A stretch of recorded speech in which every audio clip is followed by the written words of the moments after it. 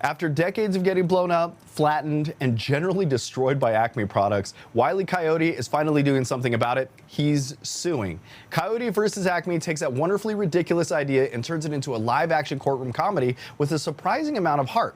Will Forte and Lana Condor join us now. Welcome to the show, you two. How are you? Thank you. And by the way, it's great to talk to you because we made this movie in Albuquerque. That's right. Yes, it's an Albuquerque film. I've been waiting and wanting to see this. When somebody first told you about Wile E. Coyote suing Acme, what was your reaction? I thought it was hysterical. Really, yeah. It's really funny. This was a New Yorker piece.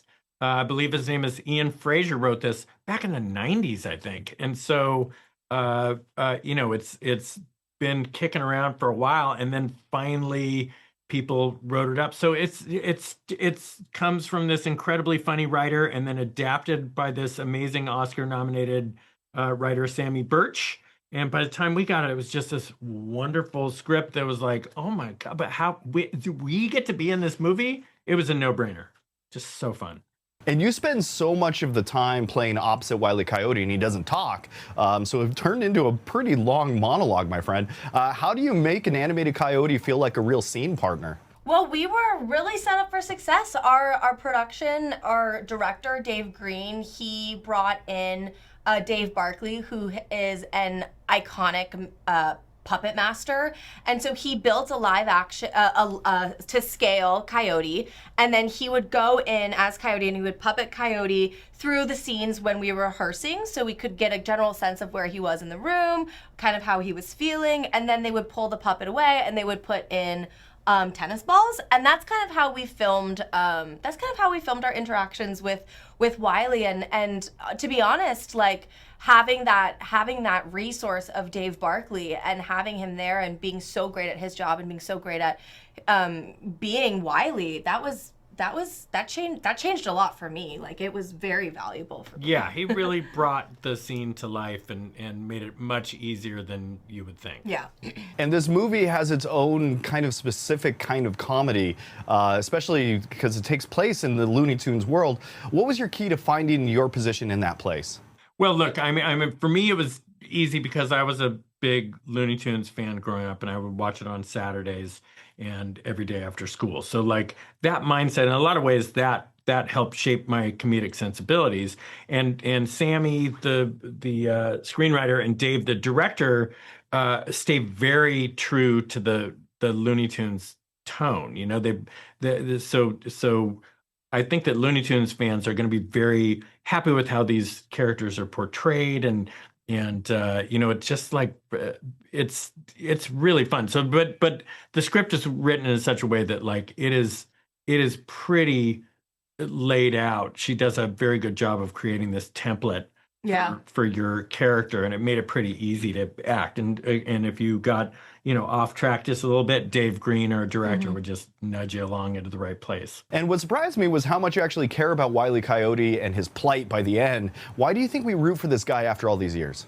I mean, God, he's the classic underdog. He's a character that gets up every single day and try again. And even when it's not the result that he wants, and he goes home battered and bruised, he gets up again the following day and he tries again. And I think that that's just that character, someone who's that tenacious and focused and so steadfast in his goal. Like, I think that's very, very inspiring. And for me, I think that, like, I mean, even with the poster, like he's pushing up this big bomb, and it's gonna fall, I'm assuming, and he's probably gonna keep pushing it up the hill. And I think that's a beautiful message for people to hear.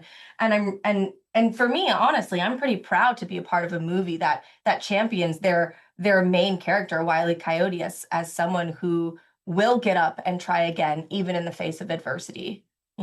And there's plenty here for longtime Looney Tunes fans. It doesn't have to or just completely depend on nostalgia. How important was it that it worked for also a new audience?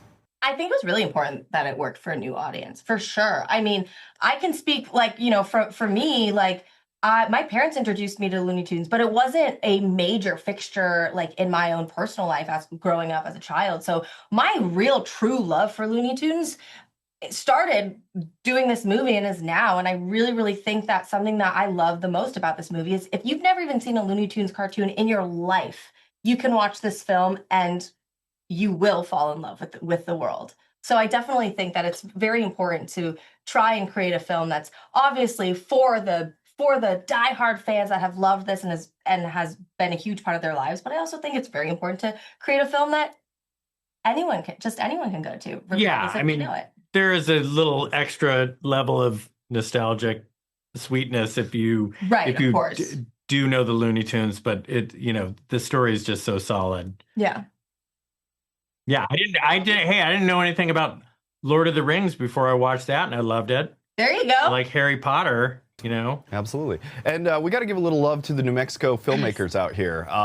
So much was shot here. It's based in New Mexico in Albuquerque. This isn't the first time you've shot a movie out here. You did MacGruber out here as well. What do you remember most about making the movie in Albuquerque and some of the uphill battle you guys went through to try to make this film? Well, you know what? Albuquerque has a very special place in my heart. I've made the MacGruber movie here, Beer Fest I was in out here, MacGruber TV series, and then Coyote versus Acme.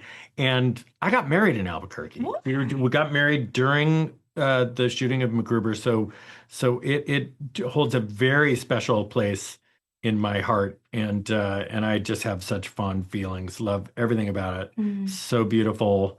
Great food. Great people, great crews. Green chilies. Oh, I can't get enough of them. Those hatch chilies, right?